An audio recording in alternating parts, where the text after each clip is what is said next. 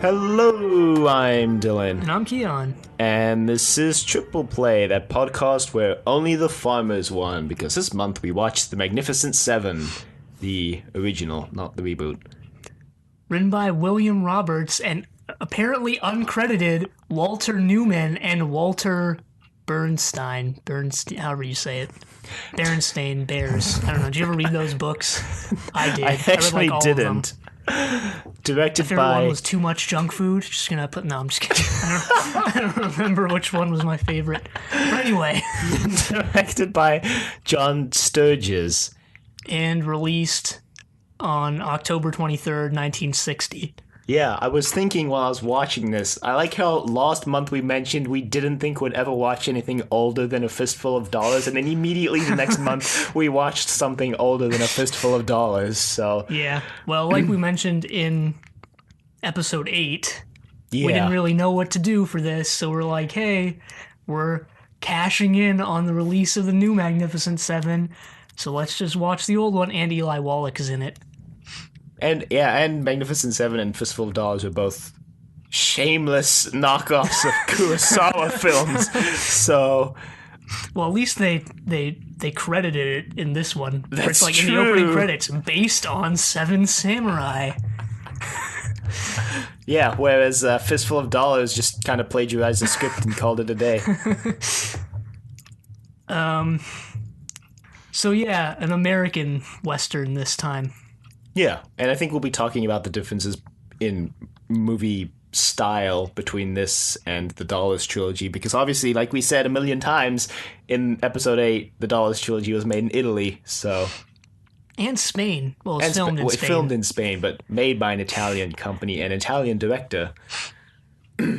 So, I guess we're just gonna explain the plot of this first, just to kind of get it out there. Yeah, which isn't really too in-depth. I mean, we're not going to get too in-depth, and the plot itself really isn't that in-depth either, so...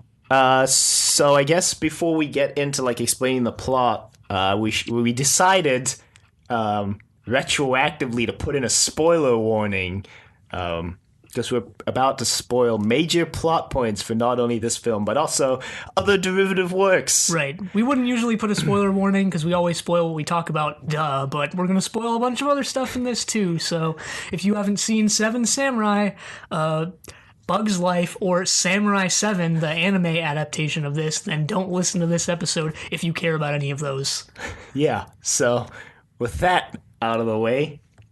No, yeah, it was a 2-hour, 8-minute film, and it had about an hour of plot, I think. The rest was sick gunfights. No, not really. It was like one gunfight, 2 gunfights, maybe. It was like, there were a couple gunfights, but the thing is, they were over the course of like less than 24 hours, because like after they drove out Calvera the first time, he came back, and I was like, oh, it's probably been like a week or so, and he's like, someone mentions in dialogue that it was actually last night that they, like, drove him out.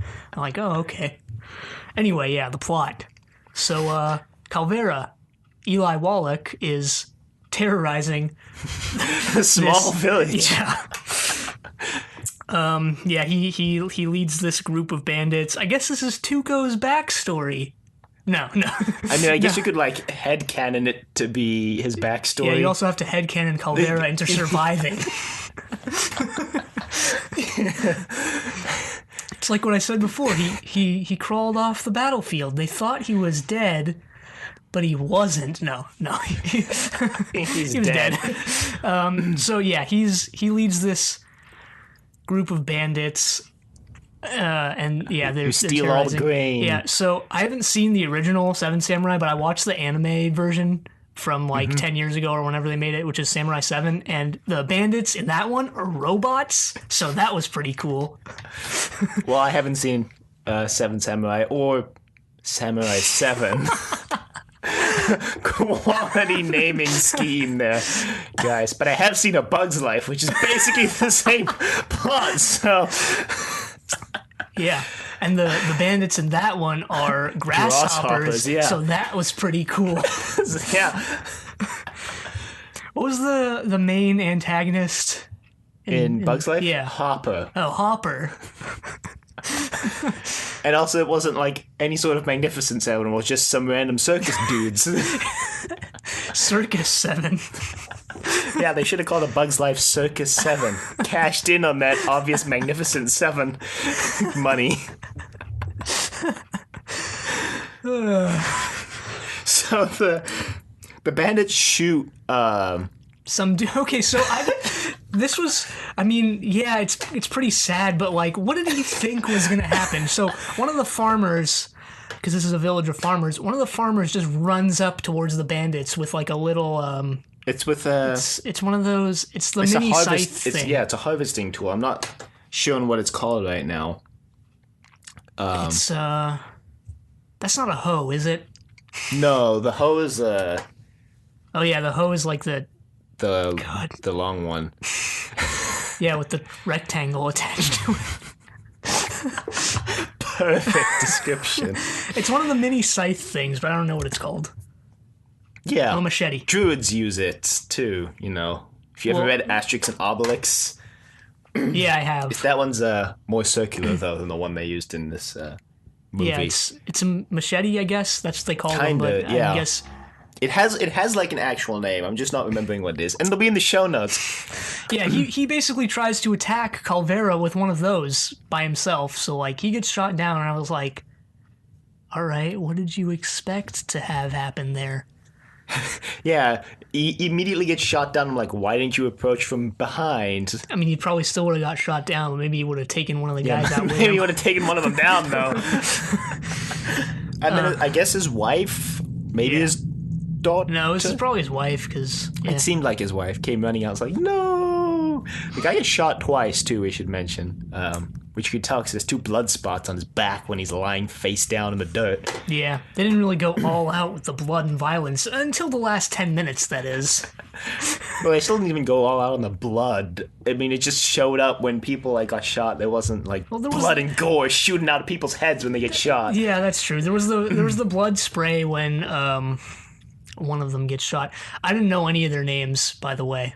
See, I was gonna have that problem, and I was like, I don't want to have that problem. So in the middle of the film, I pulled up IMDb, and I was like trying to memorize, like trying to match all the names to the people, and I got it down mostly. There's like one I don't know the name. Actually, I think I mostly have it down too. And actually, that was a problem for me when I watched Samurai 7 as well. I didn't know any of their names. Although that one I think is more justifiable since they were all hard to pronounce Japanese names. Well, in this one, they like never used their names again after they introduced themselves, which is why it was difficult to remember their names because they never used them. Except Chris. Which is fine, I guess, because they all had distinct characters. They all had different motivations for being there. Yeah, except Vin, the guy with the knife, and like one of the other. The guy with the knife was Brit. Yeah, Vin, Britt, and one of the other ones, the other blonde one, all kind of looked pretty similar. So doing that season 1 Doctor Who thing.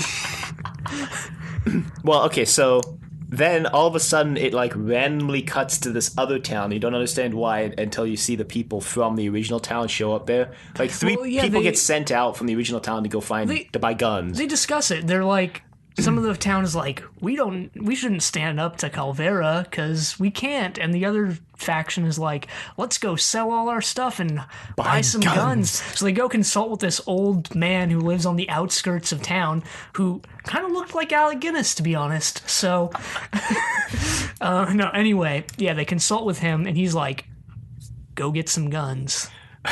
I'll just be here, safe in my little hut, not being bothered by Calvera. Yeah, no, his later on he's like, Calvera's not gonna shoot me. Bullets are expensive, and I'm like 80 years old, so yeah, you dick. No, I'm just kidding. So yeah, they go to this border town, and there's we meet some characters who aren't important, but there's this funeral guy talking to this other guy, and he's all, I'm not going to do this funeral because someone in town objects. Like, I would bury him. You're paying me $20 to bury this dude, which is like sick. Because he was an Indian who died, and they don't want to. Apparently, some faction in the town is opposed to white supremacists. Yeah, is opposed to burying this guy who died in the graveyard up on the hill. Yeah, and then the other guy mentions it's like Bootlegger Hill, I think, and he mentions that all the bodies in Bootlegger Hill are like murderers and rapists. So like, who the heck wouldn't be buried in Bootlegger Hill? Like. And then Chris, So then it cuts. No, it cuts to there's like all these onlookers, and one of them starts loading his gun, and I'm like, oh god, he's gonna. But no, apparently he's gonna go defend the hearse. yeah. Well, Chris steps up and he's like, Chris steps up, and another one of his the funeral buddies. director's like, look, all we gotta do is drive it to the plot and they'll get buried. And Chris is like, hell, if the only thing stopping it is it being driven there, I'll do it. So he hops up on, and then someone else hops on the hearse, and I'm not sure. That wasn't Vin, right? Or I feel like it was Vin, but I can't remember because we don't actually get his name till after he leaves, and then it makes sense for it to be Vin, and I'm pretty sure it was Vin. So anyway, they face some opposition. I think also this is the first time they're meeting.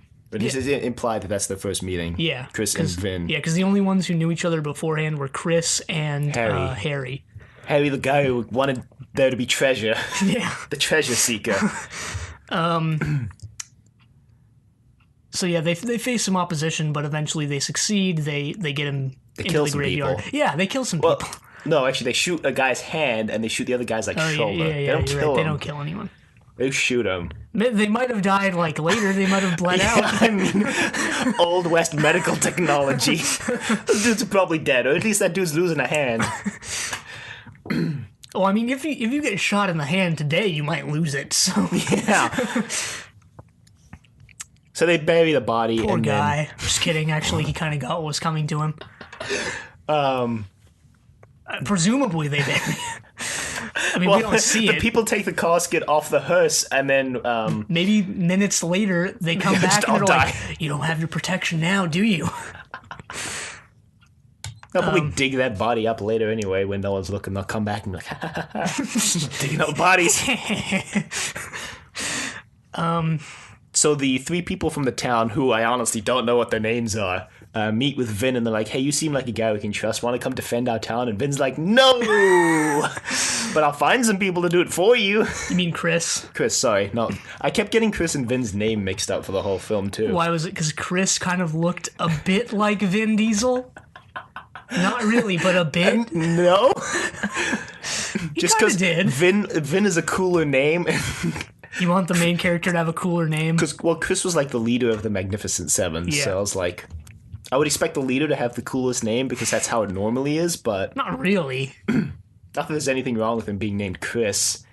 Yeah, honestly, when I found out his name was Chris, I was like, really, Chris? But I mean, I didn't really care. Well, it's because it's because Chris doesn't sound like a traditional Western name, so to speak. Like, all the other seven had, like, interesting names, and then Chris. It's like Vin, Harry, Bernardo, Chico, Chris. Lee. Chris. Lee was my favorite, by the way, just saying. Yeah, apparently Chris was supposed to be Cajun. Okay. Which I didn't get in the movie, but that's what it said on Wikipedia, so... Bernardo was my favorite. It has to be true. Yeah, Wikipedia is 100% true. I mean, usually is. Yeah, usually. I mean, as long as there's a reference there. Yeah. Yeah, Bernardo was my second favorite. We're like tied, I guess, for my first. Chico was kind of a... Chico was not a good guy. He was the lowest on the ladder there. Chico was good in the sense that the good from The Good, the Bad, and the Ugly was good. Yeah. So they actually met Chico already. He was sort of trailing behind the hearse. And they look back and they think he's gonna shoot him. Yeah, but he doesn't. And then they... Yeah, so Chris goes and gets the word out that these three guys are looking for some hired guns. Yeah, so then Chris and the guys are like chilling in this room. I guess they're having like auditions, so to speak. People come in like, how quick are you? And Chico comes in, he's like, how quick are you? And Chico's not that quick, and he like storms out in rage. Yeah, so Chris asks him to clap, and he can't draw his gun in between Chris's claps, so he's like, oh man. No. And then Harry shows up, and Chris is like, I can only pay you $20, and Harry's like, I don't care, I'm in. I hear this treasure, I'm in. He's like, there's no treasure, it's just $20. He's like, sure, yeah, that's what you tell everyone, right? So they're up to 2 now. Well, I mean, he does get a great reward, his last reward. So 2. Oh, yeah. Maybe 3 if they let that kid in, which they do. So 3. well, at this point, Chris isn't technically in yet. Yeah, he's he like not. decides later to be in. He's like, "Are you in or you out?" So they go to the bar, and they just got like a craps table in the bar, Yeah, well, it's like a saloon / gambling house thing, so. and Vin comes in and bets all of his money on the very first dice roll he does and loses it all. And Chris is like, "Hey, I got a job, pays $20." And he's like, "But I got a good job as a cashier at the grocery store." And the people are like, "You want to be a cashier at the grocery Yeah, store?" they kind of guilt trip him into taking it, to be honest. So this wasn't dubbed at all, right? They were all No, yeah, I think it was. just. Yeah. I think so, at least. I mean, I think they were all. English speaking. Yeah. Some of them were obviously white guys wearing makeup. There's my favorite scene in the movie, and not because it was like amazing gunfight or anything, just because it was cool. Vin's all, "How many do you have?" And Chris just holds up one finger, and then Vin replies by holding up 2 fingers, and that's how the scene ends. It's like, hey, that's pretty cool. Have you seen that meme where it's like the guy's like, "What's 1 + 2?" and the guy does this? I can't see what I'm doing, It's but the okay. yeah. Thing, So he's like, "Okay." I saw a picture the other day that explained why that's okay, and I was like, that sort of makes sense. Why? Because it kind of looks like an O and a K. Yeah, and I was like, I guess if you stretch your imagination. It's like an OW, like OE, maybe to the side. Anyway, so then they end up hiring everyone else. They all have their own cool little introduction scene. Like Bernardo's chopping wood, and he's fought in all these wars, and he's like, "They paid me like $600 for that." And Chris is all, "I can pay you 20." He's like, "Guess I'm in," and then Lee's like on the run from the law, and Chico stumbles back into the bar drunk. And who else was there? Oh, the coolest Brit. one was Brit. Yeah, he brings a knife to a gunfight and wins. Apparently, he's not only the quickest shot, but also the quickest knife thrower. And his motivation for joining is he just wants to keep up his reputation. Yeah, or wants to like hone his skills more or something. Chris is like, Britt didn't want the money. He just wanted to be in just because he wanted to hone his skills. And the guys were like, okay. So those are that's 6. Yeah. Because they start heading off towards the town, and Chico tails after them. Well, Chico But somehow overtakes them. In the bar where they're drunk, Chico threatens to kill them all. And I'm pretty sure he fires off a shot and totally misses Chris. Or it's a warning shot, but Yeah. I'm more inclined to believe that he's too drunk to, yeah. And so he's upset. And so they make it to the village, and then freaking Chico. Oh, God. As if he wasn't unlikable enough already. So all the men in the town who do the farming, right, are still in the town, and like the woman who like wash the clothes and make the food are in hiding because they like don't want to get killed when vengeance comes down upon them. Wash the clothes and make the food. In this town. That's pretty much what it was. So. In this town. Yeah. No, I mean, yeah, that's pretty much what it was in this movie. So, yeah, there you go. But for some reason, they still have the children in the town. That's true. It's only the grown women who go off and hide. No, yeah, they're like, there are no women in this town. But then immediately afterwards, in that festival scene, there's the 2 children who are girls, and I'm like, was 90% certain they look like they're holding the hand of an elderly woman. And I was like, right, no woman in this town. What just boggled my mind even more was why did they keep the kids around if they have this hiding place? But anyway, when they first show up in town, even the men are like hidden away in their homes, or like they don't They're out really. in the fields, I think. I thought they were. The old man says they're out in the fields. No. Well, I guess Chico just assumes that they were off hiding because they didn't trust the 7. So The Magnificent Seven. He berates, even though Chris and everyone else is totally cool with the whole thing. Chico decides to sound the church bells and give Which is the alarm. Yeah, the alarm. Which is, and he, gives a kind of dickish speech. Yeah, about how they should show the seven how they're worth fighting for. And show whatever. him some respect, even though he's the one who deserves the least respect out of all of them. Then Chris just starts laughing. Cut to next day festivities. Yeah, because now the next day is the anniversary of the founding of the village. And they have, like, sparklers and firecrackers or something. I'm like, those would be pretty expensive. They're selling all their expensive items to buy guns, but I'm like, you have, like, some high-tech equipment here. Maybe it was a gift from Calvera.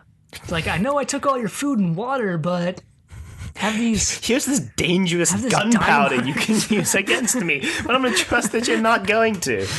I mean, he does have them pretty firmly under his thumb. And then we have this montage... Well, so 3 of Calvera's spies show up, and they just gun him down. And they use the guns to start training townspeople to fight back, and then... Yeah, and they have this montage of, like, bolstering the town defenses with walls and nets. And then Calvera's people show up. In Samurai 7, I keep wanting to say 7 Samurai. Just the original. Yes. But in Samurai 7, they make these giant catapults, which are pretty cool. Wow. Well, in Bug's Life, they make a bird. So that's pretty cool, but nothing nearly as cool here. Just some low walls. To be fair, this is the 1960s, and this film had a budget of $2 million. Yeah, no, I mean, also it's a lot more realistic than any of the other adaptations. Yes, true. So. Very true. So Calvera's people show up. They gun some of them down. The town takes no casualties. Yeah, the first conflict is a complete success. So Which they're is like, good. They start celebrating. They're like, Calvera's never gonna bother us again. And then they're immediately interrupted by gunfire. See, I thought these festivities were like a while later, and this was Calvera's next attack, like after he retreated for a bit, right? But apparently it's like the same day, like hours later. Britt's upset that he misses a shot because he was aiming for the horse, but he hits the guy on the horse. Yeah. Oh, we forgot to mention that it was Chico's fault that they got discovered. Oh yeah, because then he shoots a dude. Oh yeah, and then there's a scene now where Chico they discover does some that weird stuff towards a... They discover where they don't discover... Yeah, they eventually discover where the women are hiding because one of them goes down to the stream to get some water or whatever. And Chico spots her and chases her down and then grabs her. Yeah. Then carries her back to town. And he's like, this is the treatment we get? You not trusting us? You said there was no women in this town. Chico, actually the least likable character in this film. More so than Calvera. Yeah, actually. Well, Calvera was pretty unlikable. True. But that's saying a lot. So, there you go. And I like that part where they sort of hint, I guess it's kind of maybe an intentional red herring, but I don't know. Maybe it's just confusing plot nonsense, but they kind of hint that Chico's in with Calvera, but he's not, so... Yeah, they send him to spy on him or something, and then he just kind of walks up to their camp like, hey they guys. just accept it. So I thought, wait, he's with Calvera, but no, he's not. Anyway, yeah, they decide that the women need to come back to town or whatever, and then Bernardo makes friends with these 3 kids. Well, I was gonna say they have this really luxurious meal, right? Because all they'd been eating before was beans and tortillas. And then Bernardo walks in, he's like, you know what the townspeople are eating while you eat all this awesome food? Beans and tortillas. So I was like, dang. Well, payment for their services. Yeah, they but did just also, kill a bunch of dudes. And half of them die at the end of the film. So... I mean, I don't know. They did mention we didn't get any more than the $20 that we were offered, so we're cool. But I'm like, you got a little more than that. But anyway, Bernardo was a pretty cool character. Quite a few of the 7 didn't care about the money. They were just there because one, they didn't have anything else to do, and they're like, we better save this town because this Calvera dude seems kind of like a jerk face. I don't think any of them cared about the money in the end. Yeah, at the end of the film, initially, except maybe Harry, maybe. Well, initially, only a few of them cared about the money, and by the end of the film, none of them cared about the money anymore. Yep. Yeah, so Bernardo strikes up a friendship with these 3 kids, which leads this heartbreaking scene later where he dies in their arms. So that's great. Yeah, and he reveals his because his last name's O'Reilly, right? So he's obviously Irish, but he reveals his also half Mexican heritage. Well, his name's Bernardo. Well, but Chris thought that was like a nickname they had given him. He's like, nope, that's my real name. I'm half Mexican. It's like when I found out that Obama is actually an Irish last name, and it's normally O''Bama. Like his ancestors on his father's side came from Ireland. And then I didn't know when that, they immigrated, they dropped the apostrophe. Yeah. Huh. Actually, that's not that. I didn't know that, but it's actually not that surprising. So now you know. Some distant ancestors of Obama have the apostrophe in their name. Anyway, the Calavera comes back and surprises them and makes them take all the guns off and leave town. And then for whatever reason, Calavera gives their guns back when they're out of town. He's trying to be nice, although also trying to be kind of a jerkwad. Yeah, it's kind of his undoing, though. So Tara, who is the woman that Chico carried back to town? No, he's the guy who never wanted to oppose Calvera in the first place. The guy with the pink shirt. Oh, yeah. That was Sotera. And he was like, he's the one who sold them out to Calvera once it looked like they were not going to be able to succeed. Because Calvera was like, I'm going to come back with like 1 billion dudes. Oh, which he does. So he sells them out. Thanks, Sotera. So yeah, they're driven out. And Chico wants to put up a fight, but Chris manages to snatch his gun away before he gets himself killed. Yeah. Then they leave town, and then Harry's like, you guys want to go back and fight? Screw that, I'm out of here. And just bails. Honestly, I would have done the same thing as Harry, except I wouldn't have come back like he did. Harry keeps trying to find out where the treasure is hidden in the town. And they're like, we don't got treasure, we just got crops. It's like, so how about that gold mine near town, guys? And they're like, what gold mine? He's like, you know the one. You can tell me about it. And they're like, there's no gold mine. He's like, oh right, it was a silver mine. They're like, no, there's nothing out here. And then the other time, Harry's like, there's gems in those mountains, just tell me where they are. And they're like, dude, there's no gems. We farm. Dude, we farm. If there was gems in the mountains, we wouldn't be in this situation. And then, we got a little bit of Lee's backstory, too, which is that it actually wasn't part of his backstory, but it was just sort of that he's afraid now of getting killed when he used to actually not be, so he has to get over it or some crap like that. I keep mixing up Lee and Harry, too, because they looked pretty similar as well. Not really. Harry had those sideburns. Lee had sideburns as well. Yeah, but they weren't as mutton choppy. Yeah, but the fact that those are the only 2 of the 7 with big sideburns led to some confusion. Well, Lee always dressed like a southern gentleman. Yeah. That's true, but I did think that was Harry for a while, and then I got kind of confused later, and then I was like, oh wait, that's Lee. I got it now. So they decide the to 6 go back into town. Yeah. Surprisingly, Chico actually goes back with them.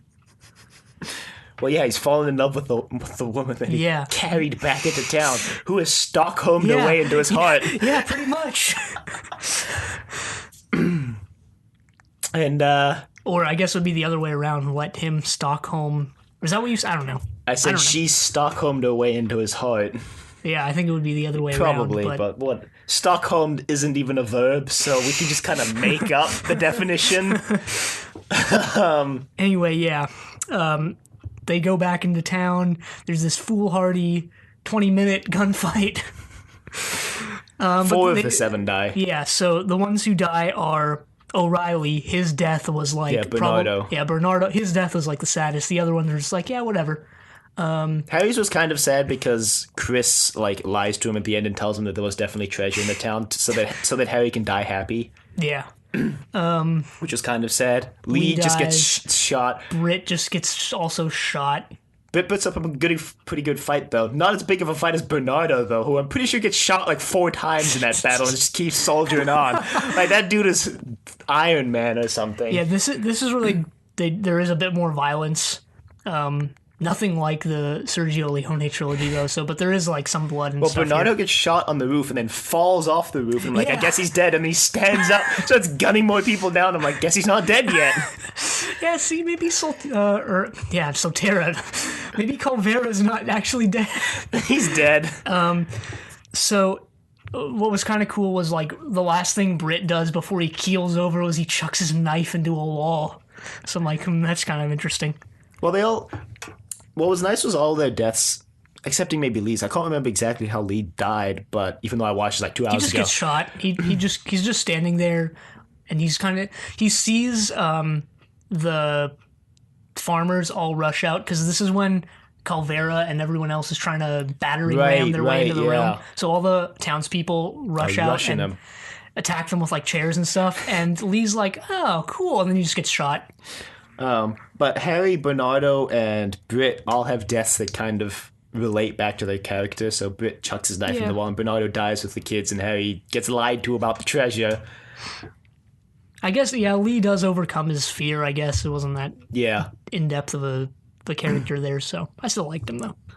Then Chris confronts Calvera. Who's been shot, so he just goes, "You came back for this town, why?" And then he dies. Yep. That was kind of a nice scene. I mean, not nice for him. I mean, no, he's dead. But it was kind of a cool scene. And then they ride off into the sunset. Well, actually, Chico's going to ride into the sunset, but he changes his mind and comes back to go... Yeah, because it's revealed that, like, when they were going to leave town, but they decide to come back, Chico reveals that he was originally... Because he had it against the farmers or whatever. He's like, "Stupid farmers, I hate farmers, you lowly peasants." But then it's revealed that he's actually a farmer himself. Yeah. Which I already knew because I watched the anime, like I said before. But actually, in that version, they like... Or I guess, I don't know what version is more faithful to the original. I'm guessing it's this, but so I guess in Samurai 7 they sort of conflate some of the characters. Probably. Because there is 7 of them, but like some of their characteristics are like, I noticed when I was watching this that like some of their characteristics belongs to another one of the characters in the other version that I watched. Yeah. Which was kind of interesting just to see the differences. Chico was a lot more likable in that version, by the way. And all of them die except I don't know what. All of them die except one in the. I don't want to go too much into other versions of this, but all of them die except one of them in Samurai 7. And I guess since we're talking about Bug's life too, none of them die. Yeah, none of them. And they all die. We spoiled on the Wikipedia page that 4 of them also die in the original that this was adapted from. The 7 Samurai. So they ride off into the sunset and they say a definitely not plagiarized version of the quote from the end of 7 Samurai. It's like, "We, the farmers won, but we always lose." It's like nobody won here. Not us. Not Calvera. Only the farmers won. Yeah. I was like, deep. But not that deep. No. But a good quote to end the film on. Yeah, I guess. And there's no ending credits. Yeah, I noticed that too. So, I liked it. It was alright. Was it the best movie ever made? No. See, that's what when I finished Samurai 7, that's also how I came out of it. I was like, that was all right. So I guess I just don't like this story that much. That's a possibility.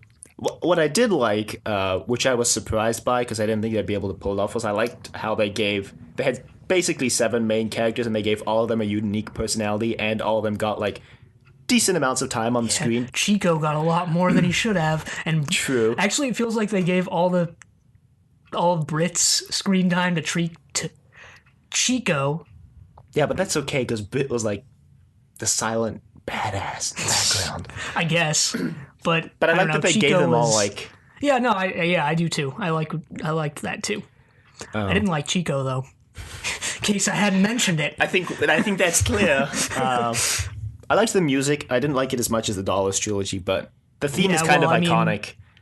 In American cinema, at least. I couldn't like whistle it right now.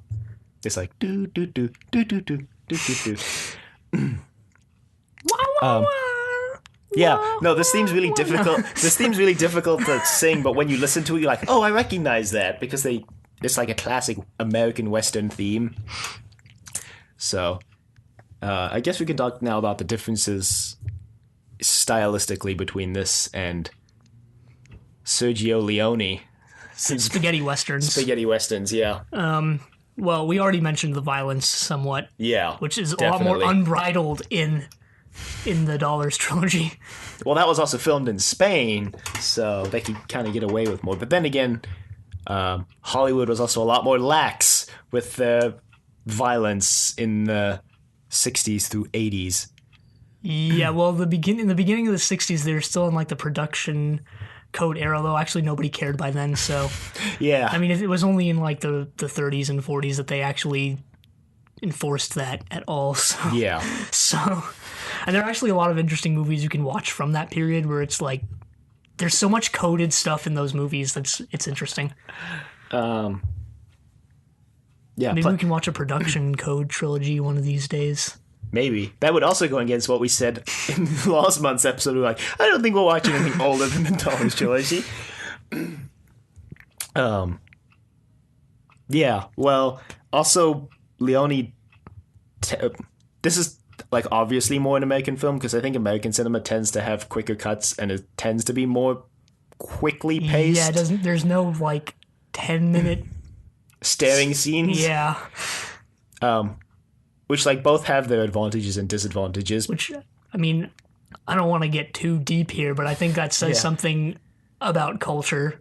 Also, you know, Americans are stereotypically and truthfully always in a rush and live a lot more rushed lifestyles than Europeans, which I didn't believe until I went to Europe. And it's true. Well, what's also more interesting is that over the years, as Hollywood's developed, the cuts have also gotten quicker. Like, they were pretty quick to begin with, but now it's even quicker. Like, if you watch this next to something recent, like the reboot of this film, probably, I don't know though, you would probably notice the reboot has a lot more quicker cuts and a lot more action sequences. And I'm, like, the Dollars trilogy felt really slow cut-wise for us, especially because we had watched so many Hollywood films. It just felt like Good, the Bad, and the Ugly was a 3-hour movie that felt like a 5-hour movie. Which I was okay with because it was well made, right? Well, while I was watching, I was like, when is this going to be over? But when I came out of it, I was like, you know what? I actually liked that fact. Yeah. Because it felt like I had just come out of watching, like, a TV show that I've been watching over the course of, like, a couple weeks or months. Yeah. Now, it was like the same, ending that movie was like the same feeling I would have gotten when if I had just finished a TV show. But I think, I think that effect was especially blown up by the fact that we've obviously seen so many recent movies. Well, I mean, I have actually seen some recent movies, but I don't watch that many recent movies. I do. Now would be a good opportunity if there's ever one to plug my channel. Yeah. I was going to plug it later, so like I'm probably going to watch the reboot tonight due to some like random coincidence with the fact that when we're recording this podcast, so put out a video on the differences. That's a good way to cash in on the stuff. Put the link in the description, whatever. It'll be in the show notes. Yeah. It's pretty funny, actually. I've seen most of the episodes. Thanks. That means a lot coming from you, actually. Those shows are also more scripted than these ones, if you couldn't tell already. What else was different? I'm trying to think of some really obvious ones. The main characters, and this was intentional on Leone's part, so don't be all like, nope, it wasn't intentional. The main characters in this were actually supposed to be heroes, whereas they weren't in Leone's movies. Yeah. The music is obviously different. Leone, like, intentionally, though, once again, intentionally went for a different style of music than the traditional American Western. Yeah. Which is, like we said in that episode, also weird because now when you think about Western music, you think more about the spaghetti Western, Ennio Morricone style thing than this. Yeah. There's probably more that we're not thinking of right now that as soon as we end the recording, we'll be like, darn, we should have said that. I mean, it is like, if you watch them like we did a month apart or closer together than that, if you just watch one of each, you'll like pick up on the fact that they're obviously made by very different people in very different places. Because a lot of the changes, I think, are subtle enough that you wouldn't be able to immediately point them out until you think about them. Like when we end the recording. Well, this one was, I guess, a lot more dialogue driven. Although, I mean, it wasn't too dialogue driven of a movie. But, like, compared to, like, the Dollars trilogy. Like, yeah, pretty much was. So, I guess that's another interesting little tidbit. Yeah. Maybe. I wouldn't say I prefer either one. No, I like this a lot less.